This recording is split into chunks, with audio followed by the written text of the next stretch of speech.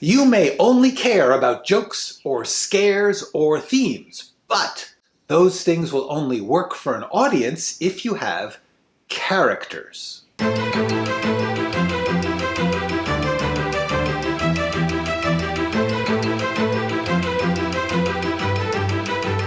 If you want to talk about history or invent a whole universe or just give us some thrills, you still need to put that in terms of people.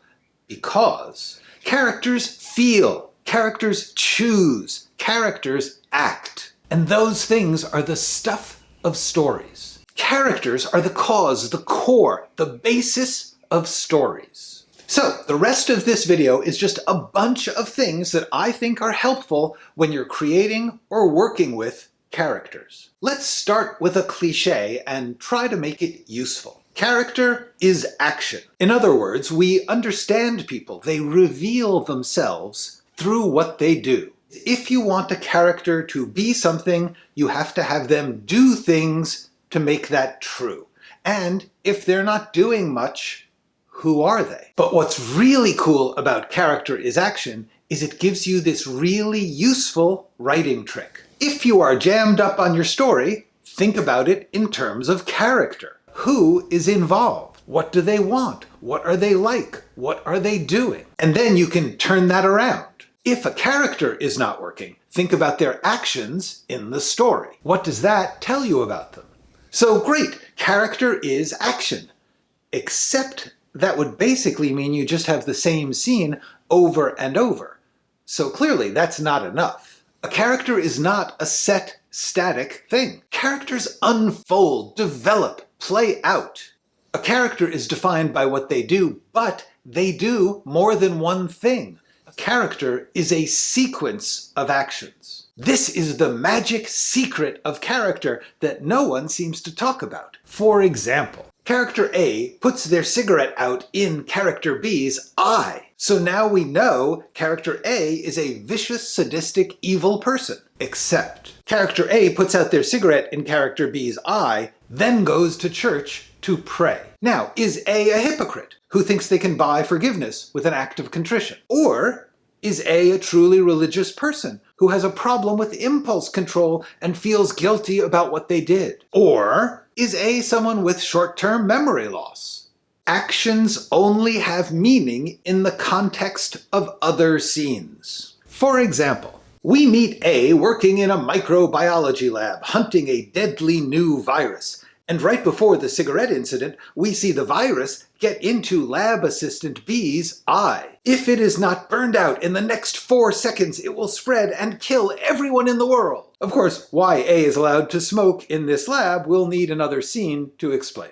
So I'm going to say these again because they're really important. Character is a sequence of actions. And characters unfold, develop, play out.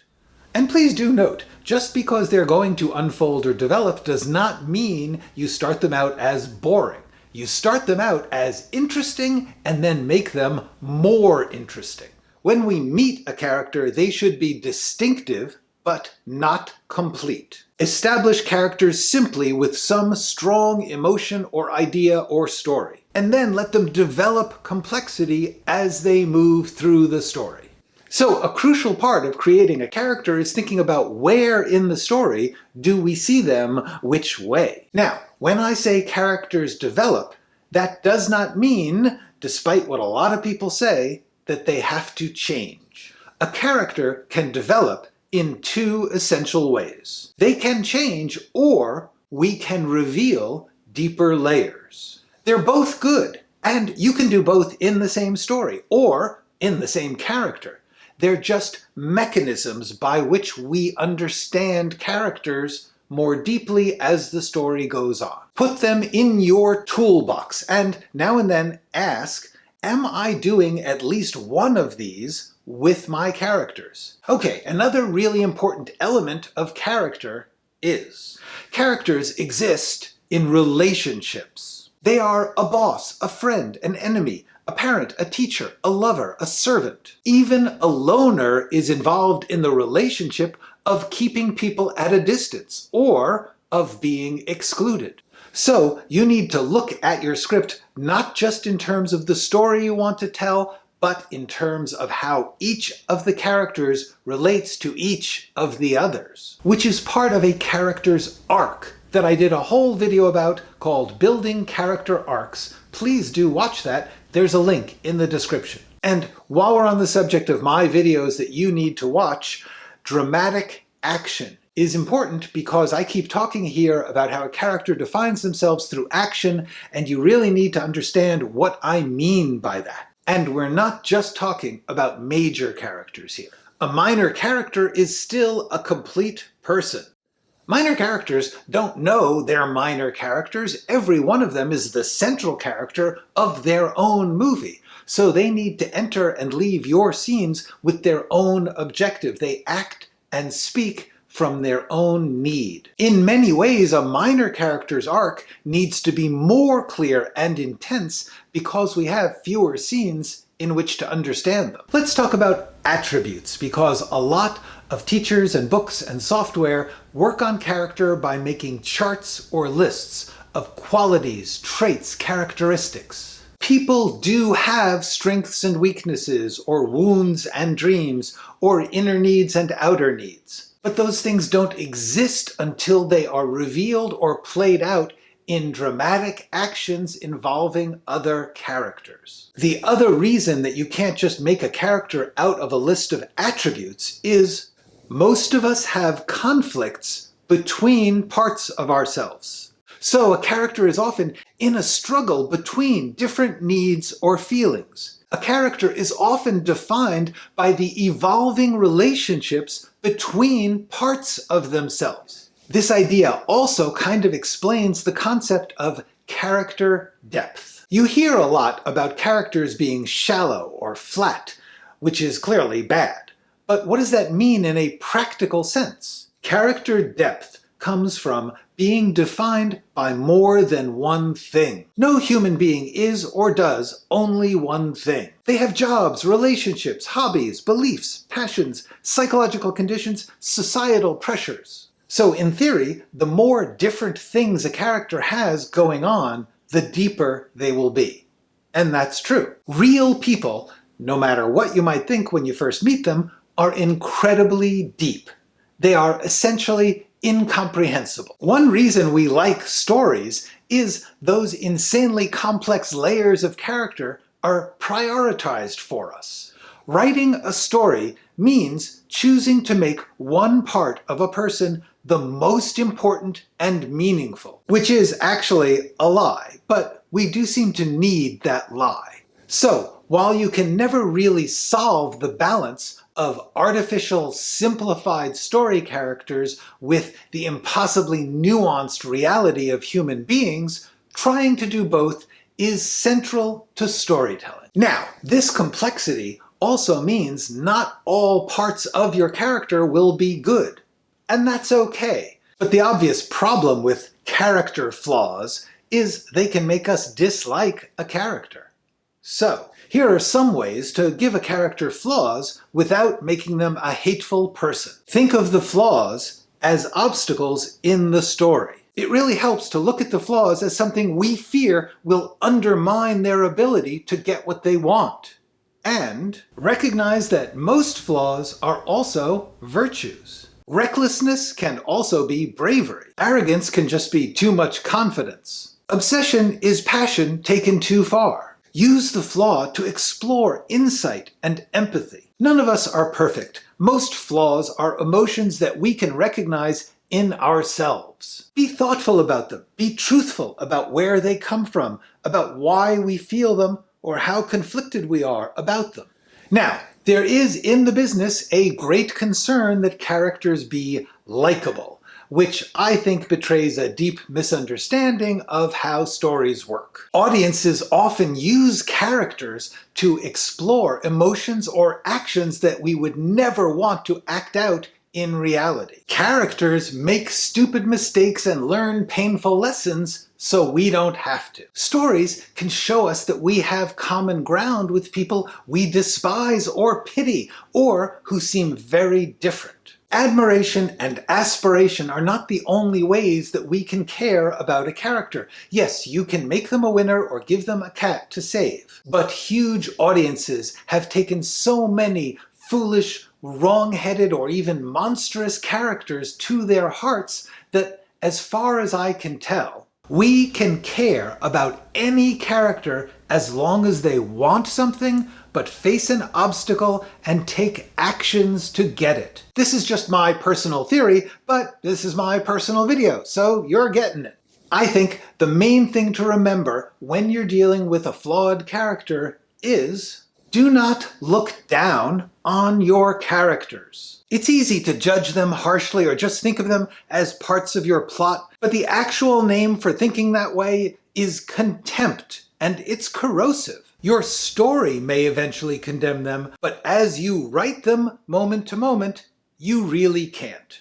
Which leads us directly to the issue of types, which are the exact opposite of everything I've been talking about. A type is a character who has been reduced to a single quality. A physical description, a social class or clique, a job or interest coming from a specific place or culture. These are all legitimate elements of a character, but they do not, by themselves, define a character. The problem with types is they become stereotypes, which means that we look at somebody's physical description or job or social status and assume that we understand their feelings, their experience, or their nature. And if you believe in those stereotypes, you're not just a bad writer, you're kind of a bad person. But our concern here is that stereotypes are dull, they are shallow, they are static, and every time a stereotyped person acts or speaks in your script, it kind of dies a little.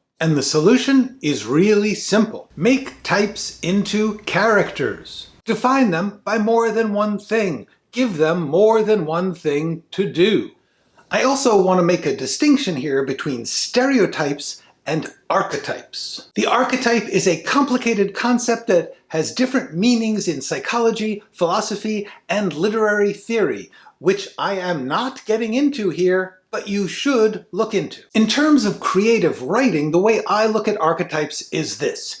If you want to use mythic or psychological categories as the beginning of a character, cool. A character may be a trickster or a seducer or a King Lear or a Cassandra, but then they still have to be a character in your story. They have to have a unique set of dramatic actions and relationships, and you have to give them some depth. Another element of character that you may want to deal with or integrate into your story is their past. Backstory is a screenwriting term that means events that take place before the movie or show begins. Writers often use it to explain or motivate a character, and backstory can provide valuable insight. But backstory is, by definition, not part of your story. You need to figure out what it's doing in the story. It may be motivating a character, or revealing it may be a turning point in the plot. Or maybe it defines the character in the eyes of others. It's something that someone or everyone knows about them, and it affects the way they are treated. The most important task when working with backstory is making it part of the story. Likewise, character biographies. Writing down their favorite song or what their parents did for a living can spark ideas or provide texture. But beware, you can also start to feel like the character is interesting because of all the stuff you know about them that isn't in the script. Alright, now, once you have created a character, how do you tell us about them? Try to avoid physical description of characters. If their physical body or the way they dress is essential to an action, then sure, describe it. But otherwise, describe characters in terms of behavior, attitudes, beliefs, personality, style, emotions. Look at it this way. If you were an actor, would you rather play a scene where you're trying to be a blonde with high cheekbones, or where you have a strong, distinctive, specific action or emotion to play? Now, getting back to this big rule people talk about that characters have to change. Your main character does not have to change. but something does. Maybe your unchanging character changes someone else. Or your character is trying to stay who they are in a world that is changing. Or they have moved to a new world. Or perhaps your unchanging character changes their world. The task then is to steer audience expectations to the story you're telling. Make sure the audience knows what to want and what to fear for the unchanging character. The other thing to remember about a character who doesn't change is that doesn't mean they can just go through the story doing the same thing over and over. The plot still has to push them to adjust their plans and actions as they face obstacles. They may be unchanging, even superpowered in one way, but vulnerable in others. Another common misconception about character and storytelling is you can only have one main character. A two-hander is a name for a story about a relationship, romances, romantic comedies, buddy stories. Both main characters are equally important, and the story has to resolve both personal arcs. Ensembles tell the story of multiple central characters. Sometimes they're in a group, or sometimes they're separate stories that are interwoven. They may or may not meet, but they explore variations on a theme or parts of the narrative. The challenge with ensembles is each character takes some story time away from the others, and you have to watch out for being confusing or overwhelming. But the satisfaction and power when you pull that off can be more intense than just a simple one-character story. The point is, it's possible. And a good writer should keep possibilities in their toolbox. My final tip about character is they're people. And what do any of us really know about other people? Only what we can figure out from what they do and say. So we in the audience are all set up. We come in ready to read your characters like real people. And your job is to think of your characters as human beings, even in ridiculously made-up situations. Don't make everything easy. Give them some room to be messy and emotional and human. Care about people, and your stories will work. That's it. Go write something. If you like this video and subscribe to this channel. Leave me comments, ask me questions in the comments section of this video, or go to writingforscreens.com. Holy camoles, we got all of a sudden, yeah, the clouds just moved and the sun is bright. What are you gonna do? And there are numerous machines right outside.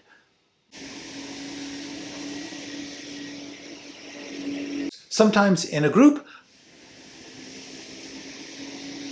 No. No! No! No!